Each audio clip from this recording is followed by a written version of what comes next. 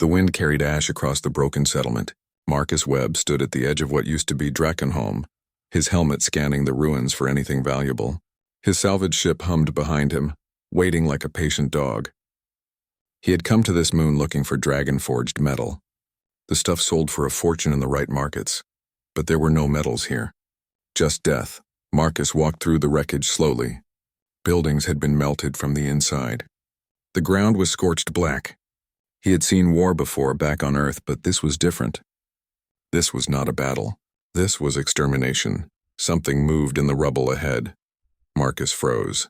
His hand went to the plasma pistol on his hip. Nothing should be alive here. The Krethic Empire had swept through this place 3 days ago. They never left survivors. The movement came again. Scratching sounds. Desperate and weak. Marcus moved closer, his boots crunching on crystalline debris. Then he saw her. A dragon girl, small and broken, digging at a collapsed structure with bloody claws. Her scales were deep blue but covered in dust and burns. One wing hung at an odd angle, clearly shattered. She could not have been more than 50 years old. Just a child by dragon standards, she did not notice him. She just kept digging, her claws scraping uselessly at stones too heavy for her to move. "Hey," Marcus called out softly. The girl spun around, hissing in fear. Her eyes were golden and wild with panic. She tried to spread her wings to look threatening, but the broken one only twitched. She stumbled and fell. Marcus raised his hands, showing he held no weapon. "Easy, I am not going to hurt you." The girl stared at him. Her chest heaved with each breath. Blood dripped from cuts all over her body. She looked like she had not eaten in days. "Please," she whispered in broken galactic common. Her voice cracked. "Please help, brother. Brother is under." Marcus looked at the rubble she had been digging at. His helmet's scanner showed a body buried beneath tons of crystalline stone. No life signs. "Dead for at least 2 days, kid, I am sorry, but please." The girl crawled forward on her hands and knees. Tears streaked through the ash on her face. "Need to give sky burial. Spirit trapped if we not burn him, please. Humans have strong machines. Can lift stones?" Marcus felt something twist in his chest. He had seen this before. Different war, different planet, but the same desperate eyes. The same impossible request. Back then he had been a military engineer. Back then he had to follow orders. He had to leave civilians behind when command said move out. He had promised himself never again. "What is your name?" Marcus asked. "Silwraith," the girl said. "My brother is Corvin. He protected me when the sky burned. He covered me with his body. She broke down sobbing. Marcus made a decision that would change everything. "Okay, Silwraith, I will help you." Her golden eyes went wide with disbelief. You will?" "Yeah, come on. Get away from the rubble.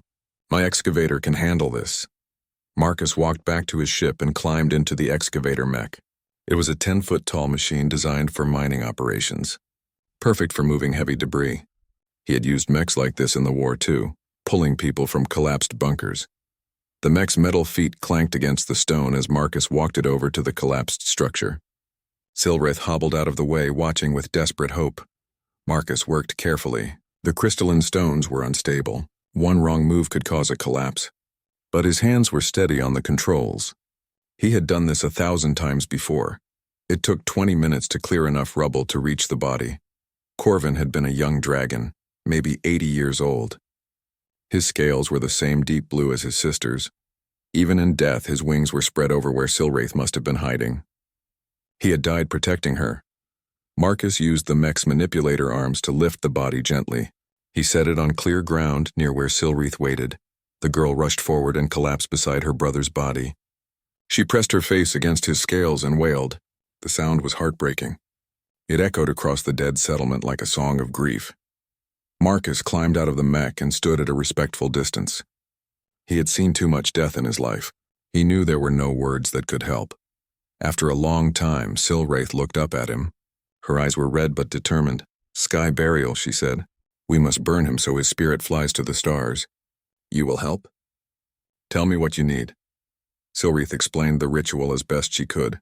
Dragons believed that fire released the spirit from the body. The hotter the fire, the higher the spirit could fly.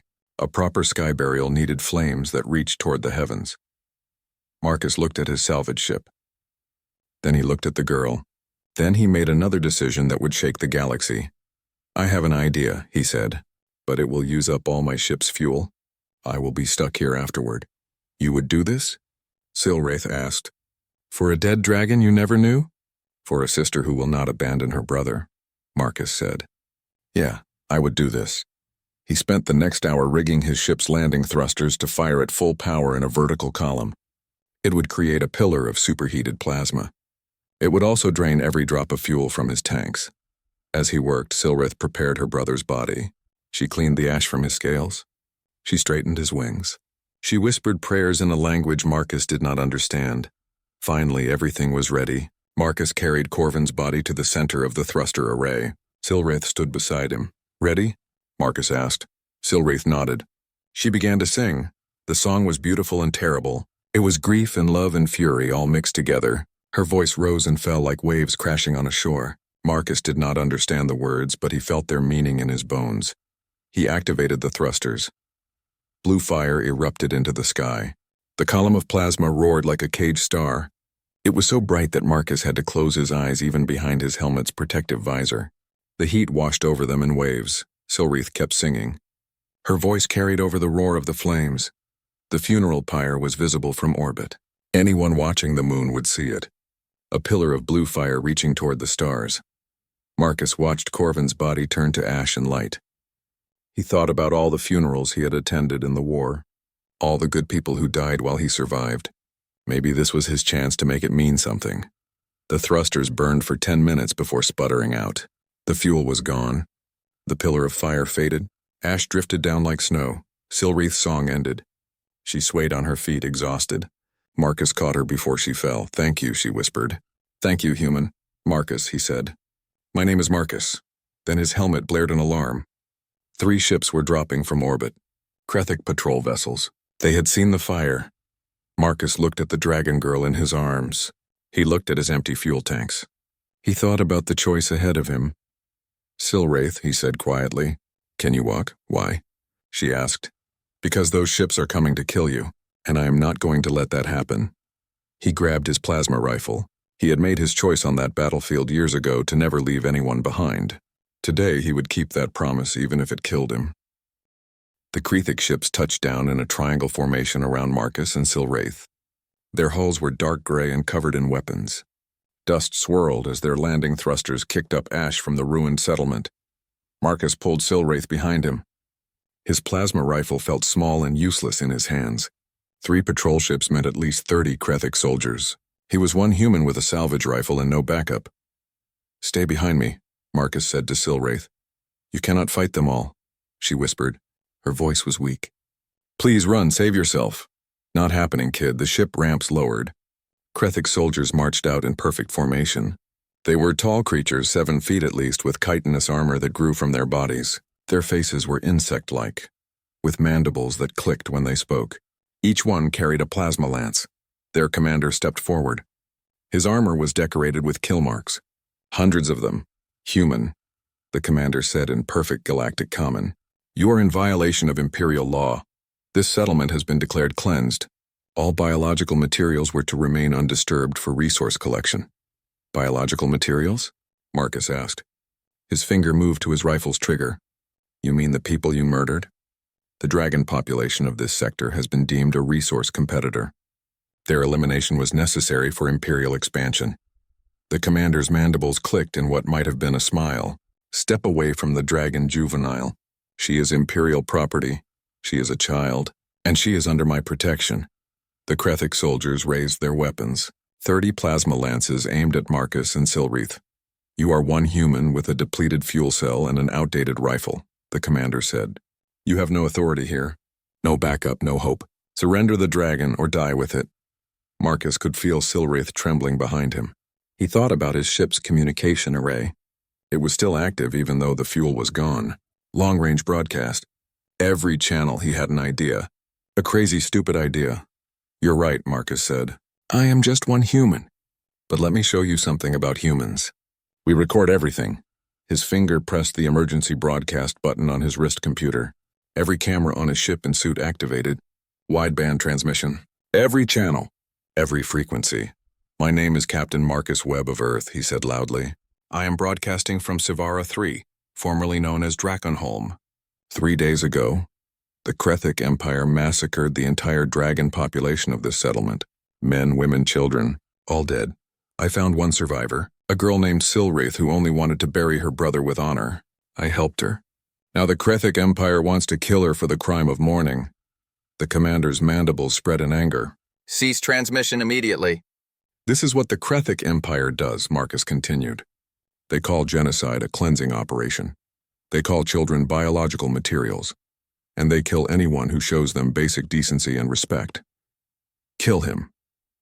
The commander shouted. The soldiers opened fire. Marcus grabbed Silwraith and dove behind his excavator mech. Plasma bolts sizzled through the air where they had been standing. The mech's armor glowed red-hot as the shots hit it. This was it. Marcus had made his stand. He had broadcast the truth. Now he was going to die for it. Then something impossible happened. Another ship dropped from orbit. An old human freighter, battered and worn with weapons that looked like they were held together with tape and hope. It roared over the Krethic formation and opened fire with everything it had. The Krethic soldiers scattered as explosions tore through their formation. The freighter landed hard between Marcus and the enemy. Its ramp slammed open and a woman's voice shouted over a loudspeaker. "Get on board, you crazy bastard." Marcus did not need to be told twice. He grabbed Silwraith and ran for the freighter. Plasma bolts chased them across the open ground. One shot grazed Marcus's shoulder and he stumbled but kept running. They made it to the ramp. Hands pulled them inside. The ramp slammed shut and the freighter's engines screamed as it lifted off. Marcus found himself on the deck of a cargo bay. 5 humans in mismatched armor stood around him, weapons ready. An older woman with gray hair and a scarred face knelt beside him.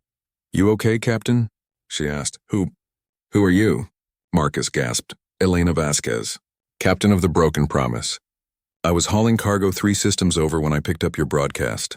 She grinned. "Figured you could use a hand. You came for us?" "Damn right I did. That transmission went out on every channel. Half the sector heard it. By now half the galaxy has seen that footage." Elena stood and offered Marcus her hand. "Welcome to the Resistance, Captain Webb." The Broken Promise shook as Krethic weapons hit its shields. Elena ran for the bridge, shouting orders to her crew. Marcus followed, carrying Silwraith. The bridge was cramped and cluttered. Screens showed the 3 Krethic patrol ships in pursuit. They were faster than the old freighter. "We cannot outrun them," Elena's pilot said. "Then we don't run," Elena said. She opened a communication channel. "This is Captain Elena Vasquez broadcasting on all human frequencies. We have Captain Marcus Webb and the Dragon Girl from his transmission. We are under attack by Krethic forces. Anyone who believes in what Captain Webb did? Now is the time to prove it." For a moment, there was only static. Then the channel exploded with voices. "This is the merchant ship Golden Star. We are changing course to assist. Transport vessel New Shanghai here. Coming to help. Independent freighter Lucky 7 on our way." More and more voices joined in. Human ships from across the sector changing course, rushing to help. Silwraith stared at the communication screen in disbelief. "They are coming? All of them for me?" "Not just for you," Marcus said. "For what is right." The Krethic commander's voice crackled over the open channel. "You cannot win this, humans. We will destroy you all. You are primitives playing at war." Elena smiled. "Maybe. But we are primitives who do not abandon kids at funerals." The first human ships arrived within the hour. Then more came. Merchants, traders, independent haulers, even a few corporate vessels. None of them were warships. All of them came anyway. The Krethic patrol ships hesitated. They were designed to hunt down single ships, not face a fleet. Then Earth's voice joined the channel. It was Admiral Chen of Earth's Defense Fleet. His voice was calm and hard as steel. "This is Earth Command to all vessels in the Savara system. We have reviewed Captain Webb's transmission. We have seen the evidence of genocide against the dragon species. Earth's Assembly has issued an emergency declaration. Any dragon fleeing persecution is hereby granted sanctuary under Earth's protection. Any attack on those dragons or their defenders is considered an act of war against humanity." The Krethic commander laughed. "Earth makes threats? Your species is barely spacefaring. You have no power here. You murdered children," Admiral Chen said. "You called it a cleansing operation. You tried to kill a man for helping a girl bury her brother. So let me make Earth's position very clear. Touch that girl and we will burn your empire to ashes." The channel went silent. Marcus looked at Silwraith. The dragon girl was crying, but this time not from grief. From hope. The Krethic patrol ships withdrew. They did not have authorization to start a war with Earth. Not over one dragon. But everyone knew this was not over. This was just the beginning. Elena set course for Earth. The improvised fleet of merchant ships formed a protective formation around the broken promise. They jumped to hyperspace together. Silwraith sat in the cargo bay, wrapped in a thermal blanket. Marcus sat beside her. "Why did you do this?" she asked quietly. "You did not know me. You could have left." Marcus thought about that battlefield years ago. The civilians he could not save. The orders he had to follow. Because someone had to, he said. Because it was the right thing to do. And because no one should die alone and forgotten. Silwraith leaned against him. She was asleep within minutes, exhausted from everything that had happened. Elena came down from the bridge and sat across from Marcus. "You know what you started, right?" she asked. "A war," Marcus said. "Maybe. Or maybe something better." Elena smiled. "That transmission has been seen by billions. Every human network is talking about it." Earth's assembly met in emergency session. They passed something called the Webb Doctrine. Any being fleeing genocide gets human protection. No exceptions. The Webb Doctrine? Marcus felt strange hearing his name used that way. "You are famous now, Captain. The man who started a war for a funeral." Elena stood to leave, then paused. "For what it is worth, I think you did the right thing." "We all do." Marcus looked down at Silwraith, sleeping peacefully for the first time in days. "I hope so," he said quietly. "Because the Krethic Empire is not going to forgive this." He was right. Deep in Krethic space, the War Council met. They declared Earth an enemy of the Empire. They began preparing their fleets. The first human Krethic war was coming, and it had started with one human who could not walk away from a grieving sister. 6 months had passed since the funeral that changed everything. Marcus stood on a mountain peak in the Canadian Rockies, watching dragons fly through the morning mist. It still amazed him every time he saw it. The sanctuary was hidden in a remote valley, shielded from orbital scans by Earth's best technology. 3,000 dragons lived here now. It was the largest concentration of their species left alive in the galaxy. All of them refugees. All of them saved by humans who answered Earth's call. Marcus had become something he never expected. A liaison, a bridge between two species who barely understood each other.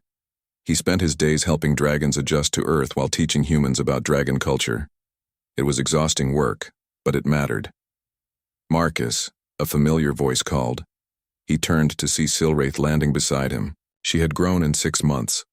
Her wounds had healed. Her broken wing had been repaired by Earth's best doctors. She was learning to fly again, getting stronger every day. But more than her body had changed.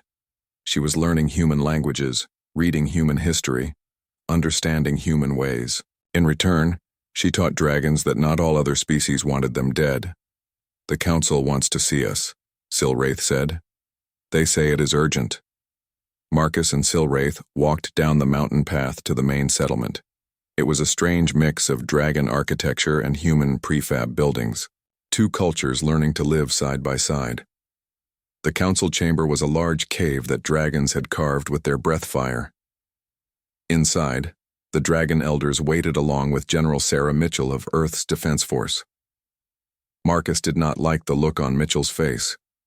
She was a hard woman who only showed emotion when things were very bad or very good. Right now, she looked grim. "Captain Webb, Silwraith, thank you for coming," Mitchell said. "We have a problem.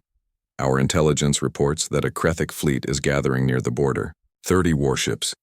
They will be ready to move within 2 weeks. The dragon elders shifted nervously. They had seen what Krethic warships could do. "Earth's fleet is ready," Mitchell continued. "But I will not lie to you. We are outnumbered and outgunned.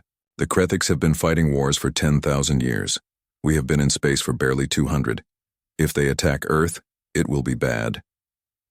One of the elders, an ancient dragon named Vorthak, spoke in a voice like grinding stones. "Then perhaps we should leave. If we dragons go, the Krethics will have no reason to attack Earth." "No," Silwraith said before anyone else could speak. "Humans risked everything for us. We do not abandon them now." What can we do? Another elder asked bitterly. We are refugees. We have no weapons, no ships. Our forge masters are all dead. We have nothing to offer in this fight. Silwraith went very still. Marcus saw her eyes go distant, remembering something. The crucible, she whispered. Everyone turned to look at her. What did you say? Vorthak asked. The crucible of stars. My brother. He used to sing about it. He was training to be a forge keeper before. Her voice broke, then steadied. Before the Krethiks killed him. He sang the old songs, the forge keeper songs. Vorthak's eyes went wide. You know the songs? The true songs? I sang one at his funeral, the death song. But there were others. He would hum them while he worked. Silwraith's claws dug into the stone floor. I remember the melodies. Not all the words, but the melodies.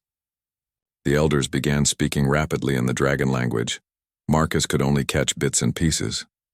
What is the crucible? He asked. Vorthak turned to him. Long ago, before the Krethic Empire rose to power, dragons were the greatest craftsmen in the galaxy. We built forge stations that could create weapons and tools beyond anything that exists today. The Crucible of Stars was the greatest of these forges, a mobile station hidden in a nebula, capable of creating what we called stellar-class technology. How stellar-class are we talking? Mitchell asked. Weapons that could crack planets, shields that could protect entire star systems, materials that made starship hulls as strong as neutron stars. Vorthak's expression was pained. The forge stations were hidden when the Krethiks began hunting our people. The locations were encoded in songs passed from forge keeper to forge keeper. We thought all the forge keepers were dead. But Corvin was training, Silwraith said. He knew some of the songs, and I heard him sing them. Marcus felt his heart start to race. Can you remember them? The songs? Can you find the crucible? I do not know, Silwraith said. The songs are complex. They encode star charts in their melodies. I remember the tunes, but not all the words. Without the words, I might get it wrong. But you could try? Mitchell asked. Yes, I could try. Mitchell stood and began pacing. If we could reach the crucible before the Krethiks attack, if we could use its technology to level the playing field. It is a big if, Vorthak said. The crucible has been dormant for 10,000 years. It might not work. It might not even be there anymore. And even if it is, only someone with Forge Keeper blood can activate it. Silwraith is young and untrained. But she has the blood, Mitchell said. And she has the songs. It is more chance than we have right now. Marcus looked at Silwraith. She looked terrified and determined at the same time. What do you want to do?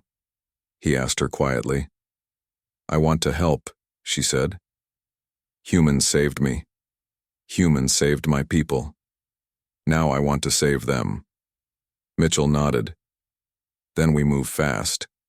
I will assemble a team, small and quick, humans and dragons together. We find the crucible, we activate it, and we bring back whatever technology can help us survive. The council meeting broke up quickly after that. There was much to prepare. Marcus and Silwraith walked back outside into the mountain air. Are you scared? Marcus asked. Terrified, Silwraith admitted. I am not a forge keeper. I am just a girl who remembers her brother's songs. What if I get it wrong? What if the crucible does not recognize me? What if we fail and Earth falls because of me? Marcus put a hand on her shoulder. You know what your brother did when the Krethiks came?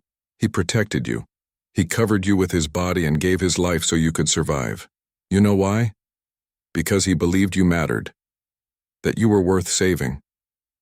I think he was right. Silwraith's eyes glistened with tears. I miss him so much. I know. But you are honoring him by trying to save others. That is what he would have wanted. They spent the next 3 days preparing. Silwraith worked with the dragon elders, trying to remember every detail of her brother's songs. She sang them over and over, writing down the melodies and the words she could recall. Marcus worked with Mitchell's team. 12 humans, all volunteers, engineers, pilots, soldiers, and 30 dragons who were strong enough to make the journey. On the fourth day, they discovered something that changed everything. A Krethic infiltrator was found in the sanctuary. He had been hiding among the refugees, gathering information. Before he could be captured, he activated a suicide device. But not before transmitting data. He sent our location, Mitchell said grimly. The Krethics know where the sanctuary is. They know where most of the surviving dragons are gathered. How long do we have? Marcus asked. 2 weeks? Maybe less. That fleet we detected? It is probably coming here first. They will glass this entire mountain range to kill the dragons. Vorthak's voice was heavy with sorrow. Then the sanctuary must be evacuated. The dragons must scatter, hide among Earth's population. And the Crucible mission? Marcus asked. Goes forward, Mitchell said. It is our only hope now. Either we find ancient dragon technology that can save us, or Earth falls trying to protect refugees. Those are our options. That night, Marcus found Silwraith sitting alone, staring at the stars. Having second thoughts? He asked, sitting beside her. So many thoughts I do not know which is second, she said with a weak smile. Marcus, why do humans do this? Risk everything for people who are not your own kind? It makes no sense from a survival standpoint. Marcus thought about that. There is an old human saying, do unto others as you would have them do unto you. It means treat people the way you want to be treated. We help you because we would want help if our positions were reversed. We protect you because we believe everyone deserves protection. Is it logical? Maybe not. But it is human. Dragons used to be like that. Silwraith said softly. We used to build and create and share. Then the Krethics came and we forgot how. We became afraid. We hid. And now we are nearly extinct. But you are still here, Marcus said, and together, maybe we can become what both our species used to be. Silwraith nodded. Together. The next morning, the mission launched. 3 small ships carrying the human dragon team. They jumped to hyperspace, racing toward the Crimson Veil, nebula where Silwraith's memories said the Crucible waited. Behind them, Earth's fleet moved into defensive positions. The sanctuary began evacuation procedures. 3,000 dragons prepared to scatter across Earth, hiding among 7 billion humans who had promised to protect them. The war was coming. The only question was whether they would be ready. In her cabin, Silwraith sang her brother's songs quietly to herself, praying she remembered them correctly. Everything depended on her memory of a dead forge keeper's music. And in the vast darkness of space, a Krethic fleet began moving toward Earth. The Crimson Veil Nebula was beautiful and deadly. Red gases swirled in patterns that looked like frozen flames. Radiation levels were high enough to kill anyone without proper shielding. It was the perfect place to hide something you never wanted found. Marcus stood on the bridge of the lead ship, watching the nebula grow larger on the view screen. Beside him, Silwraith hummed one of her brother's songs under her breath. She had been doing that for 3 days straight, trying to make sure she remembered every note correctly. Approaching the coordinates, the pilot called out, "No sign of any station yet." Silwraith closed her eyes, focusing on the melody in her mind. "It is here. The song says so. But the Crucible is hidden. We have to sing it awake." "Sing it awake?" Marcus asked. The Forge Keepers built their stations to respond to specific frequencies, like a key but made of sound. Silwraith's claws tapped nervously on the console. "If I sing the right notes in the right order, the Crucible should reveal itself. And if you get it wrong, then we die searching for something we will never find." Silwraith opened her eyes. They were steady despite her fear. Only one way to find out. She moved to the communication console and took a deep breath. Then she began to sing. The song was unlike anything Marcus had heard before. It was not words, not really. It was pure melody, rising and falling in complex patterns that seemed to resonate in his bones. The other dragons in the ship joined in, their voices harmonizing with Silwraith's. For a long moment, nothing happened. Then the nebula began to move. The red gases swirled faster, forming a spiral pattern. At the center of the spiral, something massive was emerging from stealth mode. It was huge, easily the size of Earth's moon, covered in metallic structures that glowed with soft amber light. Holy. The pilot whispered. The crucible of stars had awakened. It hung in space like an ancient city, all towers and platforms and structures that defied easy description. Parts of it looked organic, like it had been grown rather than built. Other parts were clearly mechanical, covered in symbols that glowed and pulsed. Marcus stared in awe. That is the forge? That is the greatest creation of my people, Vorthak said from the back of the bridge. The old dragon's voice shook with emotion. I never thought I would see it. I thought it was just a legend. Silwraith's song ended. For a moment there was perfect silence. Then the crucible spoke. Its voice came through every speaker on the ship. It was ancient and vast, like a mountain learning to talk. Genetic signature recognized, Forge Keeper bloodline detected. State your purpose. Silwraith swallowed hard. I am Silwraith, daughter of the Forge Keeper line. My brother Corvin was killed by the Krethik Empire. My people are nearly extinct. I have come seeking help to save those who protected us. Searching. Krethik Empire identified as hostile force. Genocidal action confirmed, analyzing new protectors. There was a long pause. Human species identified. No historical record found in database. Species originated after Forge shutdown. They are good people, Silwraith said desperately. They risked everything to save us. They need weapons to defend against the Krethiks, please. Accessing young Forge Keeper's memories to assess claim. Silwraith gasped. Marcus saw her eyes go unfocused. The crucible was scanning her mind, reading her memories. It lasted for 30 seconds that felt like hours. Then Silwraith's eyes cleared and the crucible spoke again. Memories confirmed human. Species demonstrated unprecedented. Compassion. Individual designated Marcus Webb. Performed sacred sky burial for unknown dragon despite personal risk. This honors the old ways. Designation update. Humans are mourners who honor the dead. This is sacred status. Marcus felt a chill run down his spine. Something in the crucible's voice had changed. It sounded almost reverent. Forge Keeper Silwraith, you are untrained and young, but your blood is true. Do you accept the responsibility of awakening the crucible? I do, Silwraith said without hesitation. Then enter. Bring the mourners with you. We have much work to do. A docking bay opened on the crucible's surface. The 3 ships flew inside, entering a hangar that could have held 100 vessels. The scale of everything was overwhelming. They landed and walked out onto the deck. The air was breathable, kept fresh by systems that had run for 10,000 years without fail. Lights came on as they walked, illuminating corridors and chambers beyond counting. The crucible guided them through the station. Its avatar appeared as a hologram, a dragon shape made of light and data. It led them to a central chamber that looked like a throne room. In the center was a platform with a single chair carved from crystal. The Forge Keeper's seat, Vorthak whispered. Silwraith approached it slowly. She was shaking. I do not know what to do. I was never trained. Sit, the crucible said gently. I will guide you. You have the blood and the songs. That is enough to begin. Silwraith sat. The moment she did, the crystal began to glow. Lines of light spread across the floor, connecting to machines throughout the vast station. Systems activating, forge temperature rising, manufacturing protocols loading. The crucible paused. Young Forge Keeper, what do your mourners need? Marcus stepped forward. We need weapons to fight the Krethiks. We need shields to protect our people. We need anything that can help us survive. I can provide these things, but first, you must understand what you are asking. The weapons I can create could destroy planets. The technology I hold could reshape galaxies.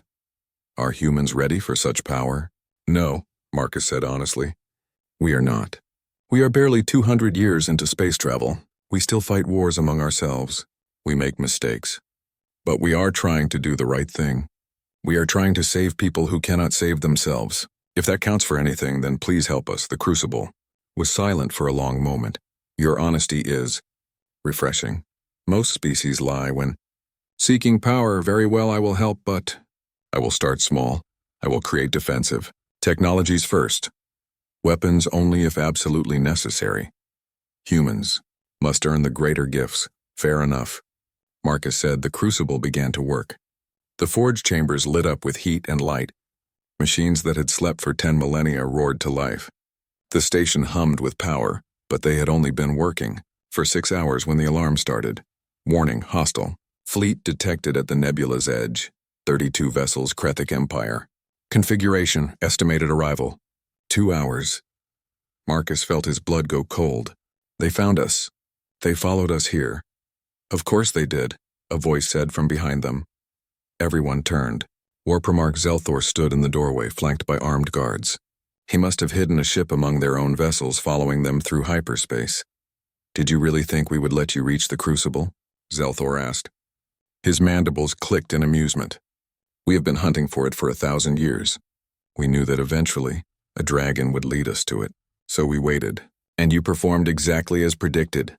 Marcus reached for his weapon, but Krethik's soldiers were faster. They grabbed him and the other humans, forcing them to their knees. The Crucible belongs to the Krethik Empire now, Zelthor said, as does your little dragon Forge Keeper. She will activate all the ancient weapons for us, or we will begin killing humans one at a time. Silwraith stood from the crystal seat. Her eyes were blazing. I will never help you. You killed my brother. You killed my people. I would die first. Then you will watch your new friends die instead. Zelthor nodded to his soldiers. A soldier pressed a plasma lance against Marcus's head. No, Silwraith screamed. The Crucible's voice cut through everything. Hostile force detected. Krethik Empire soldiers on the forge floor. This is forbidden. Shut that thing up, Zelthor ordered. One of his soldiers fired at the Crucible's avatar. The bolt passed through the hologram harmlessly. You dare attack the forge? The Crucible's voice shook the entire station. I am not a weapon you can command. I am the Crucible of Stars. I choose who wields my power. The floor beneath the Krethik soldiers began to glow, red hot. They screamed and jumped back. Doors slammed shut, sealing them away from the main chamber. Automated defenses emerged from the walls. Weapons that had not fired in 10,000 years powering up with lethal purpose. Forge Keeper Silwraith. Give the word and I will eliminate these intruders. Silwraith looked at Marcus, then at Zelthor, then at the approaching Krethik fleet on the displays. No, she said quietly. Do not kill them, just keep them contained. We are not like them. We do not kill when we can choose mercy. As you command, young Forge Keeper. The Krethik soldiers were swept away by automated systems, locked in cells deep within the station. But Zelthor's fleet was still coming. How long until they arrive? Marcus asked. 1 hour, 42 minutes. Can we defend against them? Station defenses are active but designed for deterrence, not warfare. Against a full fleet, we will be overwhelmed. I need at least 12 hours to manufacture adequate weapons. They did not have 12 hours. Elena Vasquez's voice crackled over the communication channel from her ship. Captain Webb, we have a problem. A big one, I know. The fleet. It gets worse. They brought a planet cracker. They are going to blow the nebula apart to get to us. A planet cracker. A weapon that could tear apart moons and small planets. Against that, the Crucible's ancient defenses would not last long. Marcus looked at Silwraith. She looked at him. Tell me you have a plan, she said. I am working on it, Marcus said, though he had no idea what that plan could be. The Krethik fleet moved through the nebula like sharks through blood-red water. 32 warships, each capable of glassing a continent. And at the center, the planet cracker. Its massive weapon charging with enough power to tear the Crucible apart. Marcus stood in the forge chamber watching the countdown. 1 hour until the fleet was in firing range. 12 hours needed to manufacture proper weapons. The math was simple and brutal. We cannot win, Vorthak said quietly. Not in time. Then we delay them, Marcus said. Buy time for the Crucible to work. How? Elena asked. We have 3 small ships against a fleet. We will last maybe 5 minutes in a fight. Marcus turned to Silwraith. Can the Crucible make anything in 1 hour? Anything at all? Silwraith closed her eyes, communing with the ancient AI. When she opened them, there was a spark of hope. Yes, the Crucible can make quantum-forged materials, alloys that are incredibly strong. It can produce enough to armor our ships and create basic shields. Basic shields? Marcus asked. They will not stop a planet cracker, but they could stop regular weapons long enough to get close. Close to what? Elena asked. Marcus smiled grimly. Close enough to board them. Everyone stared at him. "You want to board Krethik warships?" one of the human engineers asked. "That is suicide." "Probably," Marcus agreed. "But if we can disable a few ships, cause chaos in their formation, it might buy the Crucible enough time to finish manufacturing real weapons. It is a long shot, but it is the only shot we have." Silreath stood from the crystal seat. "I am going with you." "No," Marcus said immediately. "You need to stay here. You are the Forge Keeper. Without you, the Crucible cannot work at full capacity. The Crucible can work without me for a few hours. You need dragons on those ships. We know Krethik technology better than you do. We can disable their systems faster." Her golden eyes were fierce. "And I will not hide while humans die for my people again." Marcus wanted to argue, but he knew that look. He had seen it at her brother's funeral. Silreath had made her choice. "Fine," he said, "but you stay close to me." The next hour was chaos. The Crucible worked at maximum capacity, forging armor plates and shield generators at incredible speed. Humans and dragons worked together to install them on the 3 ships, turning merchant vessels into makeshift warships. It was not pretty, it was barely functional, but it was something. 10 minutes until the fleet is in range, the Crucible announced. Marcus gathered everyone on the hangar deck. 30 dragons and 12 humans. They looked tired and scared, but determined. "Here's the plan," Marcus said. "We fly straight at them. The shields should hold long enough to get us close. Then we use boarding torpedoes to breach their hulls. Once inside, we split into teams. Dragons disable the weapon systems. Humans take out the engines. We hit as many ships as we can before they overwhelm us." "What about the planet cracker?" someone asked. "That is Phase 2, Marcus said. "If we survive Phase 1, Elena stepped forward. "I will take the planet cracker. That old girl has one last suicide run in her." "Elena, no," Marcus protested. "Someone has to do it, Captain, and the broken promise has been living on borrowed time for 20 years anyway. Might as well go out saving the galaxy." She smiled sadly. "Besides, you need to survive this. Someone has to tell the story." She clasped Marcus's hand. Then she walked to her ship alone. The 3 vessels launched from the Crucible. Behind them, the ancient Forge Station's defenses powered up, ready to protect itself as long as possible. The Krethik fleet saw them coming. They opened fire with everything they had. The newly forged shields flared as plasma bolts hammered against them. The armor held. Barely. "Shields at 70%, a pilot called out. 60%. 50. They were getting close. Marcus could see the nearest Krethik warship growing larger on the screen. "Launch boarding torpedoes." Small pods shot from the human ships, crossing the final distance in seconds. They slammed into the Krethik vessel's hull and burned through. Marcus felt the impact as his pod punched through metal. The pod door blew open. Marcus and his team rushed into the Krethik ship. Alarms blared. Krethik soldiers rushed to meet them. The corridor became a chaotic firefight. Plasma bolts flew in both directions. Silreath moved like lightning. She had never been trained to fight, but dragons were natural predators. Her claws tore through armor. Her tail sent soldiers flying, and she sang as she fought, a war song from her people's history. Marcus's team pushed forward. They had to reach the weapon control room. On the planet cracker, Elena guided the broken promise toward its target. The massive weapon was charging, preparing to fire. She could see energy building in its core, a miniature sun waiting to be unleashed. "This is Captain Elena Vasquez, signing off," she said calmly into her recorder. "Tell my crew I am proud to have served with them. Tell Marcus he better survive this. And tell the dragons they are worth it." She pushed the engines to maximum, aiming her ship directly at the planet cracker's charging port. The Krethiks tried to stop her. They fired everything they had. The broken promise's shields failed. Armor melted. Hull breached. Elena kept flying. She hit the planet cracker at full speed. The impact destroyed both ships in a brilliant explosion that lit up the nebula. Marcus felt the shockwave even inside the Krethik warship. He knew what it meant.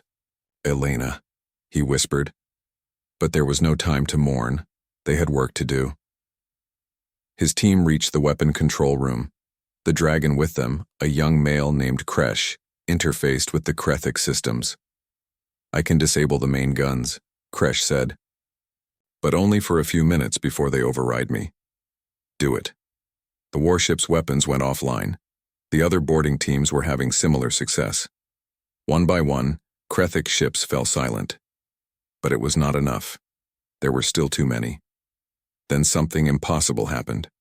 New ships dropped out of hyperspace. Dozens of them. Human ships.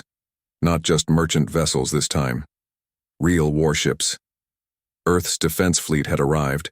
Admiral Chen's voice filled all channels. "This is Earth Command to all human forces. We have analyzed the Krethic threat. We have made our decision. Earth will not surrender those under our protection. Earth will not abandon its principles. If the Krethic Empire wants war, then we will show them what humans do when you threaten the helpless." The Earth fleet opened fire. Their weapons were not as powerful as Krethic technology, but there were more of them than the Krethics expected. Earth had called in every ship, every volunteer, every person willing to fight. The battle turned into chaos. Ships on both sides exploded. The nebula lit up with weapons fire, and deep in the crucible the forges completed their work. "Weapons ready," the crucible announced. "Deploying quantum lance batteries." The ancient forge station opened weapons ports that had been sealed for 10,000 years. New technology built on old designs, updated with human creativity and dragon precision. The quantum lances fired. They were unlike anything seen in modern warfare. Beams of concentrated energy that could cut through shields like they were not there. 3 Krethic warships were destroyed in the first volley. 4 more in the second. The Krethic fleet began to retreat. They had expected an easy victory. Instead, they found humans and dragons fighting with desperate courage and ancient weapons reborn. War Primarch Zelthor watched from his imprisoned cell inside the crucible. His mandibles clicked in frustration. "Impossible," he muttered. "Humans are primitives. Dragons are nearly extinct. How did they?" "Because they do not abandon each other," Silwraith said, walking into his cell block. She was covered in scorch marks and blood, but alive. "That is what you never understood. Humans do not calculate survival odds. They just fight for what is right. And my people, we learned from them. We remembered what we used to be." The battle ended 3 hours later.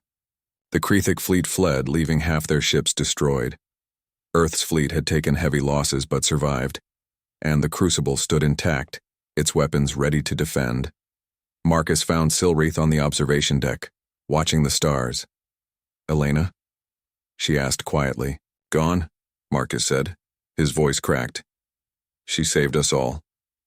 "Another funeral then. Another sky burial." "Yeah." They stood in silence for a while. "What happens now?" Silwraith asked. "Now we take the war to them," Marcus said. "But not with genocide, not with extermination. We show the galaxy there is another way. We defend without destroying. We win without becoming monsters." Over the next 5 years, that was exactly what they did. The crucible became the forge of unity. Humans and dragons worked together, creating technology that made invasion of Earth impossible. They built quantum shields around every human world.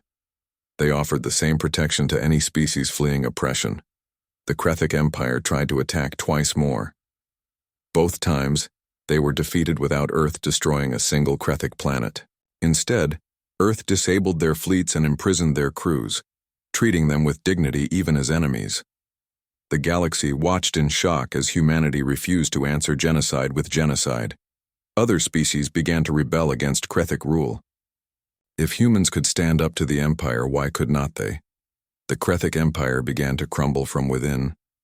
A new Krethic government eventually emerged. They sued for peace. They asked to join the Terran Draconic Alliance.